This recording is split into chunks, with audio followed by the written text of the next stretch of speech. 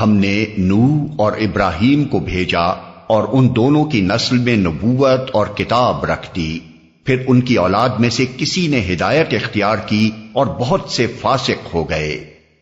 ان کے بعد پے در پے ہم نے اپنے رسول بھیجے، اور ان سب کے بعد عیسیٰ ابن مریم کو مبعوث کیا اور اس کو انجیل عطا کی، اور جن لوگوں نے اس کی پیروی اختیار کی ان کے دلوں میں ہم نے ترس اور رحم ڈال دیا، اور رحمانیت انہوں نے خود ایجاد کر لی، ہم نے اسے ان پر فرض نہیں کیا تھا، مگر اللہ کی خوشنودی کی طلب میں انہوں نے آپ ہی یہ بدعت نکالی، اور پھر اس کی پابندی کرنے کا جو حق تھا اسے ادا نہ کیا۔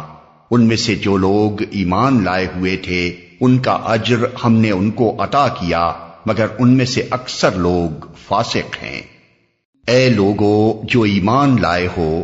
اللہ سے ڈرو اور اس کے رسول محمد صلی اللہ علیہ وسلم پر ایمان لاؤ۔ اللہ تمہیں اپنی رحمت کا دوہرا حصہ عطا فرمائے گا،